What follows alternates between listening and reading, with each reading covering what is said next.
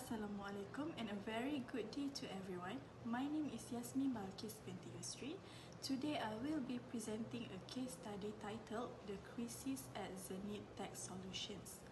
This case revolved around a conflict between Aiman, a senior software developer, and Sarah, the project manager. Their disagreement over last-minute change in the application security protocols led to tension within the team and delays in the project timeline. These situations highlights how poor emotional control and a lack of empathetic communication can seriously affect team morale and productivity.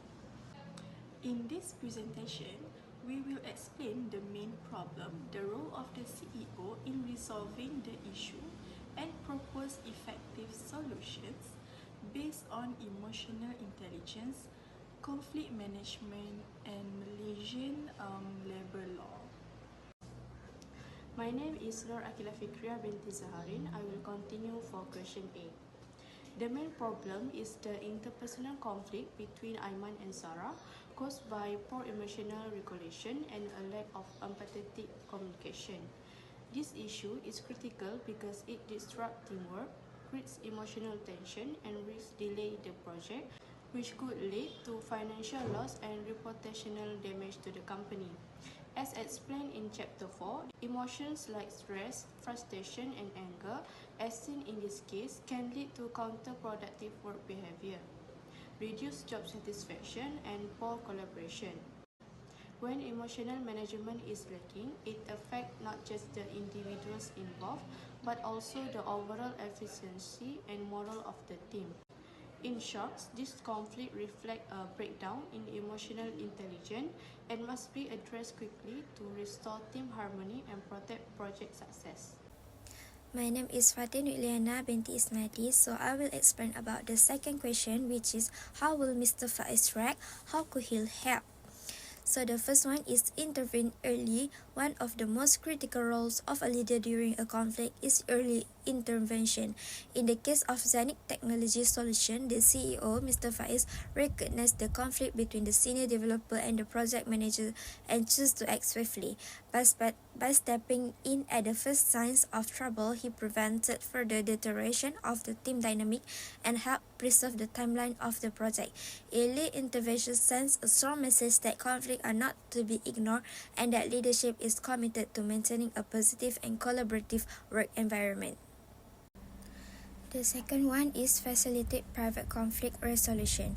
Mr. Faiz wisely chose to speak with the individuals involved, Aiman and Sarah, in private, allowing him to understand their perspective without placing blame. Private mediation creates space for honest and dialogue and helps identify the root cause of the issue. It also reinforces mutual respect and accountability. The next one is promote empathetic communication.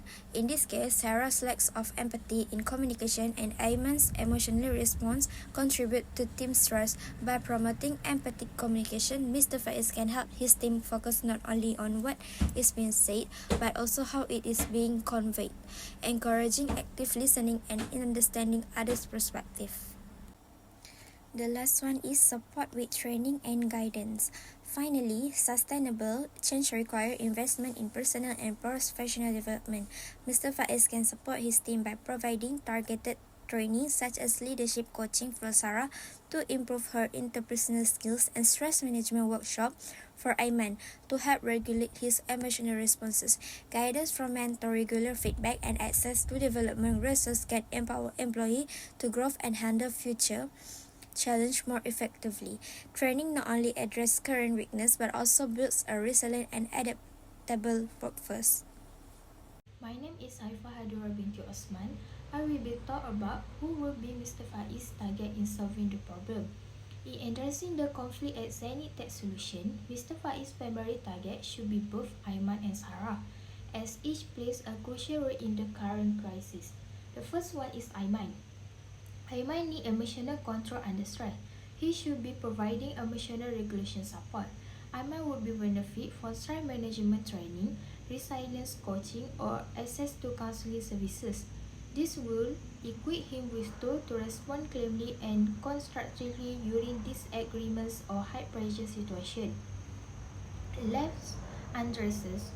Aiman reaction align with the neglect response in the EVLN model, where employees respond to dissatisfaction by allowing performance to deteriorate. Emotional exhaustion could lead to withdrawal, reduced contribution, or even persist resistance to team decision. The second one is Sarah. Sarah, who must improve her communication style to include more empathy and better communication skill. Sarah may need leadership coaching focused on emotional intelligence, particularly around empathy, active listening, and conflict resolution. Sarah also needs implement feedback mechanisms such as 360 degrees review to help Sarah understand how her communication style affects team dynamic.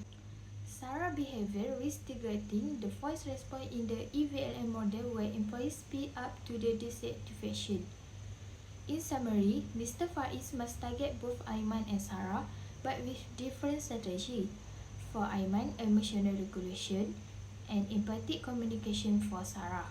This invitation aligns with the voice and implied dimension of the EVLM model, highlighting the importance of addressing dissatisfaction before it escalates into lasting damage. Hello, my name is Amir Muhammad bin Mahmood SAHREL. Now I'll be presenting Part D, Best Practices in Resolving the Conflict at Zenith Tech Solutions. To effectively address the workplace tension between Aiman and Sarah, the company should adopt 3 key best practices, which is conflict management training, emotional intelligence development, and organizational commitment strategies. Let's begin with conflict management training first. This is essential to equip employees with the tools and strategies to handle disagreements professionally. By teaching techniques like active listening, assertive communication, and problem solving, employees can resolve issues without escalating tension. For example, if Aiman and Sarah had received proper conflict training, they might have approached the disagreement more constructively, reducing the emotional stress on the entire team. Next is emotional intelligence development. Emotional intelligence, or EQ, involves being aware of and managing your own emotions while also understanding and responding to others' emotions appropriately. Through workshops and training, Aiman can learn to manage his frustration under pressure, and Sarah can build empathy in her leadership style. High EQ promotes mutual respect and minimizes emotional dissonance, which was a major issue in this case. Lastly, we have organizational commitment strategies. This involves creating a work culture where employees feel valued, trusted, and included in decision making. When there's strong trust, shared values, and open communications, employees are more committed and collaborative. By involving both Aiman and Sarah in decision making and reinforcing team values, the company fosters effective commitment, which leads to improved teamwork and reduce the risk of future conflict. Thank you. In conclusion, the case of Zenith Tech Solutions clearly shows how unresolved emotional conflict between employees can threaten not only team dynamics but also the overall success of a project. The disagreement between Aiman and Sarah wasn't just about technical change. It was rooted in emotional mismanagement, poor communication, and lack of empathy. This situation reminds us how important emotional intelligence is in the workplace. Leaders like Mr. Faiz must be proactive in identifying emotional tension and take steps to resolve it through private mediation, leadership coaching, and stress management training. Conflict resolution strategies and emotional support are not just soft skills, they are essential for productivity and organizational health. Moreover, under laws like OSHA 1994 and the Employment Act 1955, employers are responsible for ensuring a mentally safe work environment.